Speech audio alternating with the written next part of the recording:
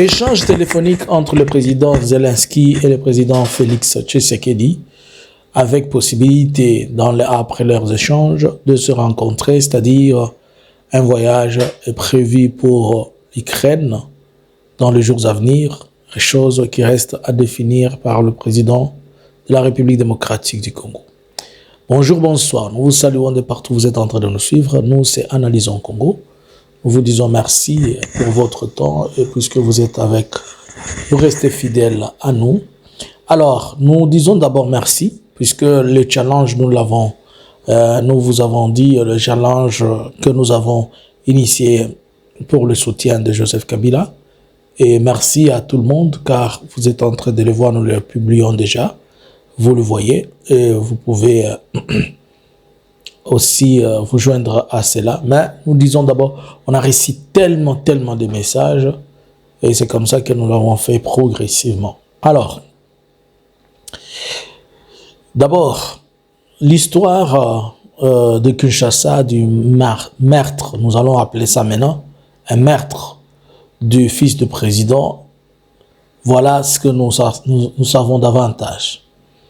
Selon les sources recueillies, le monsieur avait tiré, c'est lui qui a tiré, c'est lui-même Anthony. Il a tiré des 4 balles dans la boîte de nuit et l'une des balles a touché un des serveurs qui est décédé sur place. Et qui est décédé. Ce qu'il faut savoir, c'est que tout tourne tout autour de la dispute à cause d'une certaine femme ou copine.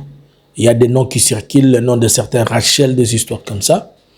Alors, certainement, c'est-à-dire, il s'est disputé entre lui et un fils d'un général qui était aussi en boîte. Donc, vous comprenez que tous les enfants de tous les officiels congolais, ils sont occupés, que ce soit dans l'armée comme dans le civil, pendant que les enfants des autres sont au front, pendant qu'on sensibilise les enfants des autres. Jean-Pierre Bemba a fait ces 3 mois en train de sensibiliser les enfants des autres à aller au front, alors que leurs propres enfants, ils les laissent dans la bourgeoisie, ils les laissent en train de se distraire. C'est-à-dire les enfants des autres peuvent aller mourir, les enfants des autres peuvent aller au front, mais les leurs, ce sont des VIP qui ne doivent pas être touchés. Mais curieusement, ces VIP-là, ce sont ceux qui sont en train de tuer les gens. La dernière nouvelle, il paraît que Anthony s'est envolé pour Bruxelles. Il a pris son avion très tôt le matin, il est parti pour Bruxelles. Les histoires, ça reste à vérifier. C'est pourquoi il y a certaines rumeurs qui sont en train de dire non, il n'était même pas là, il était à Bruxelles, des histoires comme ça. Mais les informations que nous avons pu recevoir, qu'il s'est envolé, si c'est pour Bruxelles, si c'est pour où, mais il a pris un avion, il a quand même quitté la RDC, il est dans l'un des pays en attendant que, comme d'habitude, vous savez, ça va mon pépé il y a quelques temps et puis ça va passer. Mais là, nous sommes en train de nous poser la question. Il prend une arme, il tire. L'arme appartient au gouvernement congolais. Et lui, Anthony, il travaille comme fonctionnaire dans l'une des agences du gouvernement, notamment, vous connaissez la situation de Sikomine, c'est lui qui gère cette histoire-là, et il se comporte comme ça, ce n'est pas la vie privée, et ce n'est même pas sa vie privée, ce n'est même pas aussi la vie privée de son papa, puisqu'il utilise l'argent du gouvernement, et c'est l'argent du gouvernement qui l'amène dans cette boîte. Il a utilisé les instruments du gouvernement, c'est-à-dire une arme. Et là, nous voulons dire, l'auditorat, vous pouvez aussi vous en saisir. Si l'auditorat n'est pas encore informé, nous insistons encore à vous informer. Messieurs de l'auditorat, est-ce que vous savez que le fils du président, Félix Anthony, a tiré à bout portant sur une personne et la personne est décédée de 4 balles dans une boîte de nuit? Si vous n'êtes pas encore informé, nous vous informons. Ne dites pas que vous n'avez pas de preuves. Nous avons les preuves, nous allons vous les donner. Ne dites pas que vous n'étiez pas informé. Nous vous informons. Ne dites pas que vous ne connaissez pas les lieux. C'était à Kinshasa, pas à Bruxelles, dans une boîte qui s'appelle Novo. Ok? Alors, on attend la justice qui n'existe pas. C'est maintenant que vous allez comprendre que la justice, c'est la justice, comme je vous avais dit, que la justice est la poche de Félix. Selon des informations, ça fait 2 ou 3 jours que cette information est en train de circuler, que Félix a eu des entretiens téléphoniques avec Zelensky, et avec Zelensky, ils ont discuté de plusieurs choses, notamment investir ou travailler conjointement dans les domaines économiques, dans les domaines technologiques, plusieurs aspects. Et à la fin, au finish, ils se sont dit que leur délégation, ou bien ils vont mettre en place des équipes qui vont travailler progressivement avant d'arriver à quelque chose. Bon. Pourquoi Félix fait un pas sur Zelensky? Je pense que Félix, dans sa tête, il est en train, je ne fais que mon analyse, il est en train de croire et de penser que de la même manière que la communauté internationale a eu l'engouement sur la question de l'Ukraine et que lui, il est en train de présenter l'image de son pays comme étant l'image de l'Ukraine, il pense qu'il va s'attirer la sympathie internationale et la sympathie de la communauté internationale et tout le monde pour venir en aide et venir crier vers l'aider, pas en train de crier « Venez, je suis en train de me noyer, m'aidez, m'aidez », des histoires comme ça. Réfléchissons un peu. L'Ukraine, c'est un pays de l'Europe. La RDC, c'est un pays de l'Afrique. L'Ukraine est à la porte de l'Union européenne. La RDC est en Afrique centrale, voisin du Rwanda, Burundi, Ouganda, Tanzanie, Centrafrique, Zambie, Angola, Cameroun, Gabon et peut-être aussi le Kenya. Il te faut presque 8 à 10 heures pour arriver en Europe par avion. Donc vous comprenez déjà, les positions géographiques ne sont pas les mêmes. Ici, les Ukrainiens se prennent pour une peau aussi pure, des histoires comme ça. Et nous, nous avons la poche bronzée. Nous avons affaire à un problème de politique, de la diplomatie internationale et des enjeux diplomatiques à un niveau où la RDC se permet de fouler son pied dans des problèmes qui vont nous coûter cher. Lorsqu'on était en train de voter contre la Russie, la RDC avait voté contre la Russie. Et voilà, la RDC se rapproche de l'Ukraine. Or, tout pays qui se rapproche de l'Ukraine, entre parenthèses, il devient ennemi à la Russie. Alors que les États-Unis, ce sont eux qui sont partis vers l'Ukraine. Mais ici, c'est la RDC qui se vend vers les États-Unis à un prix moins cher. Donc, ils ne peuvent pas être sur le même pied d'égalité. Si l'Union européenne a intervenu en Ukraine, c'est puisque la guerre, elle était à la porte de l'Union européenne. Dans des pays tels que la Pologne et consorts. La guerre de la RDC, elle est à des milliers de kilomètres de l'Union européenne. En quoi ça les intéresse? Tuez-vous comme vous voulez. Bon. L'Ukraine, c'est lui le grenier de l'Europe, dans un certain domaine, avec ses terres arables. Si ça ne marche pas en Ukraine, ça affecte certains pays de l'Union européenne. L'Ukraine a des terres rares que tout le monde ici enviait. L'Ukraine, par lui, on pouvait aussi résoudre ces questions de gaz.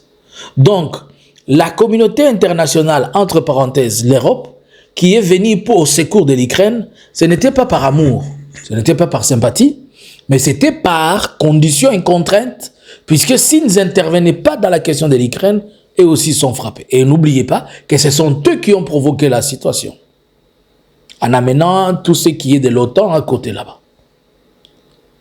Grâce à ça, ça a bousculé l'Union européenne. Maintenant, quelle est la chose qui va bousculer l'Union européenne pour intervenir pour Félix, comme ça a été l'engouement par rapport à ce qu'il y a de l'Ukraine? Alors que pour Félix, on lui a déjà donné les pistes de solutions, on lui dit dialogue avec tes frères. Lui ne veut pas. Est-ce que maintenant, la RDC sous Félix ne se plonge pas dans un problème?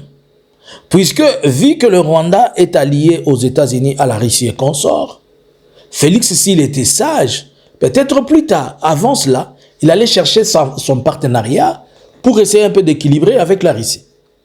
Mais, comme il a voulu se vendre dans la peau de trop moins cher aux USA, il n'est plus en mesure de pouvoir approcher la Russie.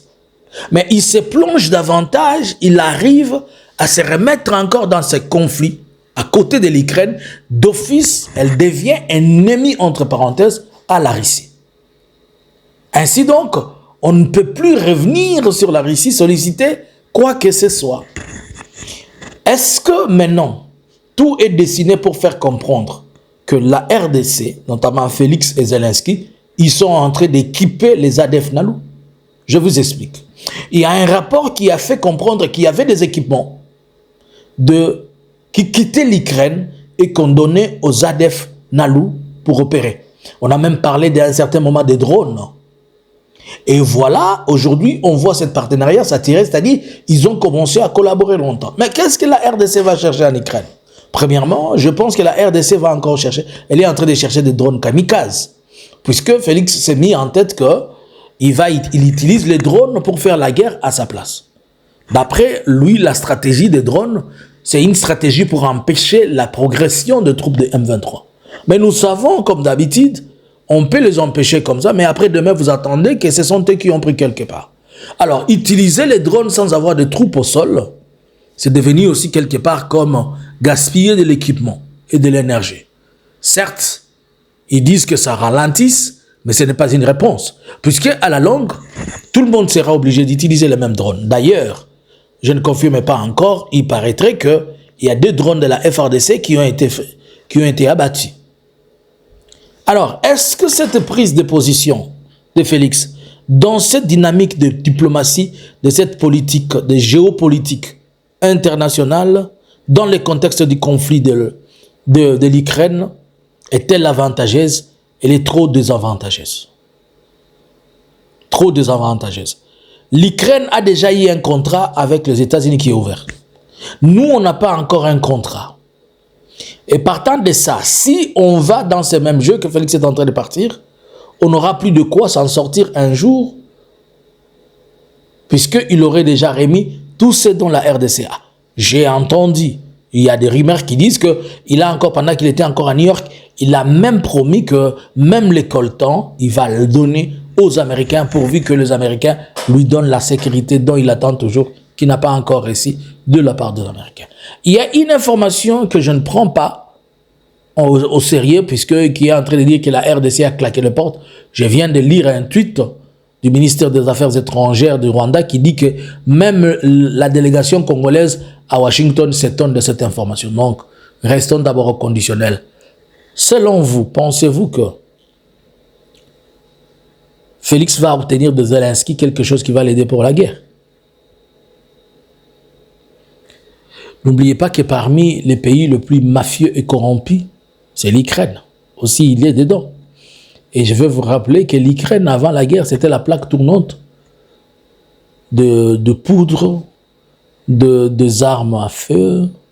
Les Ukrainiens, certainement, il va avoir de matériel, puisque les Nations Unies utilisaient beaucoup des avions de troupes ukrainiennes.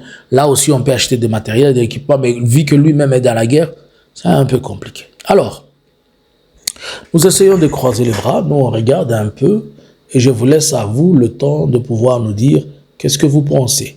Est-ce que Félix va-t-il avoir quelque chose de bon en Ukraine? Deuxième chose, l'auditorat va-t-elle ou-t-il arrêter et juger Anthony Tshisekedi, ou bien never and ever we have to forget? Merci, bonjour, bonsoir. Analysins Congo subscribers.